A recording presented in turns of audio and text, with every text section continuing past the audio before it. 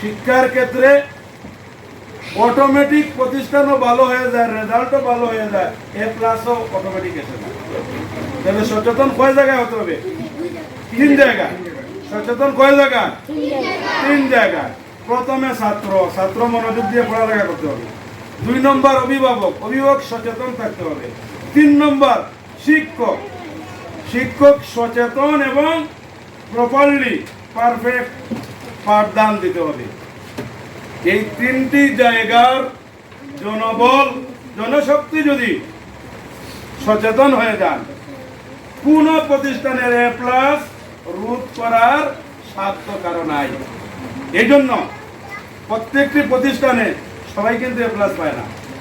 দেখা গেছে অনেকে পরীক্ষা দেয়, সামান্য কিছু ছাত্রছাত্রী এ প্লাস পায়, আর প্রতিষ্ঠানের সুনাম এই কয়েকজনের মাধ্যমে ছড়িয়ে ছিটিয়ে পড়ে। কি বলেন? আমি কিন্তু সেটা চাচ্ছি না।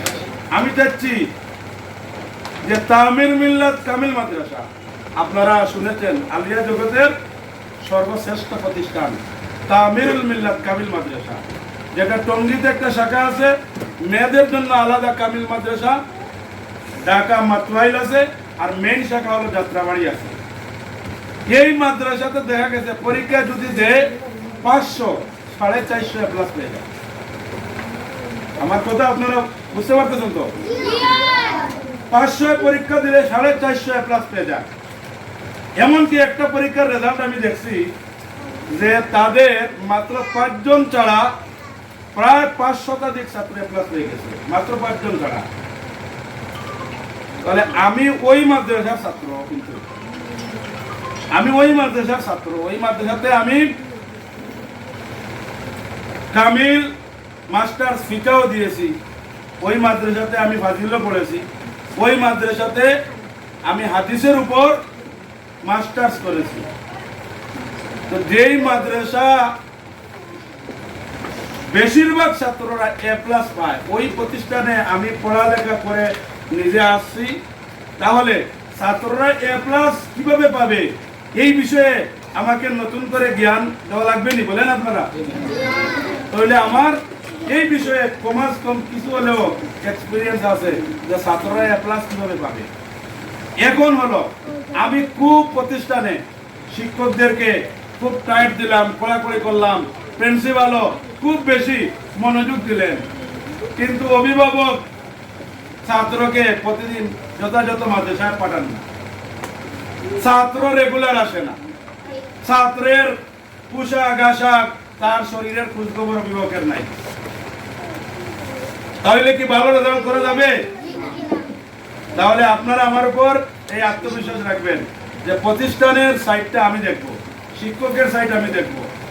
অভিভাবকদের কাছে আমি একটা জিনিস আবদার করতেছি যে দৈনিক ছাত্রদেরকে গোসল করাইয়া পরিষ্কার পরিচ্ছন্ন কাপড় পরিধান করাইয়া ক্লাসে দিবেন, তাহলে ক্লাসের মধ্যে মনোযোগ থাকবে। এখন আপনার বাচ্চার দিকে কোনো খেয়াল নাই, তাকে গোসল করাইবেন, তার শরীরচর্চার প্রতি আপনার খেয়াল নাই। সে দেখা গেছে সপ্তাহে 5 দিন আমরা প্রতিষ্ঠান খোলা, এর মাঝে 4 দিন সে অনুপস্থিত, অসুস্থ। তাহলে কি আমাদের মকসুদে মঞ্জিলে আমরা যেতে পারবো? আমরা ব্যর্থ হব। এই জন্য আমরা ব্যর্থ চাই না। আমার এখানে যারা আসেন সবাই সারপ্রাইজ হন, আশ্চর্য হন যে এই মাত্র জানুয়ারি থেকে শুরু করে মাত্র এই প্রতিষ্ঠানের বয়স একাডেমিকলি কয় মাস? 4 মাস। একাডেমিকলি কয় মাস?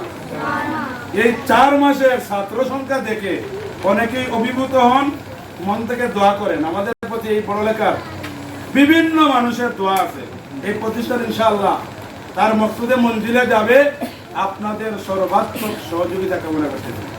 সর্বোপরি যে কথাটা বলবো, একটি ফ্যামিলিতে চললে মান অভিমান এগুলো আছে না নাই? বলেন আছে না নাই? তাহলে আপনি একটা ফ্যামিলি, আপনার বাচ্চা 3-4 জন, একটা ফ্যামিলিতে দেখা গেছে এই একই মায়ের পেটের ভাই, একই মায়ের পেটের বোন, কিলাকিলি আছে না নাই? বাসায় আছেন না না? এরপরে ফ্যামিলি পরিচালনা করতে গেলে রাগ, গুসা, মান অভিমান এগুলো আছে না নাই? আছে। এই প্রতিষ্ঠানে আপনারা যদি 4-5 জনের ফ্যামিলিতে রাগ, গুসা, মান অভিমান যদি থাকে, তাহলে এখানে আমরা 126 জন ছাত্র ছাত্রীর ফ্যামিলি। এখানে এগুলো থাকা স্বাভাবিক না অস্বাভাবিক? স্বাভাবিক। সব অভিভাবক সমান না, সব ছাত্র সমান না, এইগুলো কিছু থাকবে। এইগুলাকে আমরা সার দিয়ে আমরা মকসুদে মঞ্জিলে পৌঁছে যাবো, বলেন ইনশাআল্লাহ। এগুলো আমরা সার দেব। প্রতিষ্ঠানের যে কোনো ত্রুটি বিচ্যুতি আপনাদেরকে বারবার বলছি, আপনারা কোনো শিক্ষককে ইন্টারফেয়ার করার দরকার নাই। আপনারা ডাইরেক্ট প্রিন্সিপালের হোয়াটসঅ্যাপে আপনি প্রতিষ্ঠানের যে কোনো ত্রুটি বিচ্যুতি আপনারা এইগুলো কি করবেন, আপনারা বলবেন। বললে ফায়দা কি হবে? এটা করে আমরা বেজার হব না, বরং আমরা বলবো যে যে সমস্ত অভিভাবকবৃন্দ অভিযোগ দেন, আমরা বলবো তাদের এই প্রতিষ্ঠানের প্রতি মায়া মহব্বত আছে, কারণ এই প্রতিষ্ঠানের ক্ষতি তারা চায় না, সেই জন্যই তো তাদের অভিযোগ। এই জন্য আপনারা প্রিন্সিপালের হোয়াটসঅ্যাপে আপনাদের অভিযোগ দিবেন। এই যে মনে করেন আমাদের ডায়েরি লেখার ক্ষেত্রে আগে কিছু দুর্বলতা ছিল না, বলেন ছিল কি ছিল না? মানে এখন কি সেই দুর্বলতা আছে? তাহলে এইটার প্রশংসার দাবিদার কারা জানেন? আপনারা অভিভাবকবৃন্দ।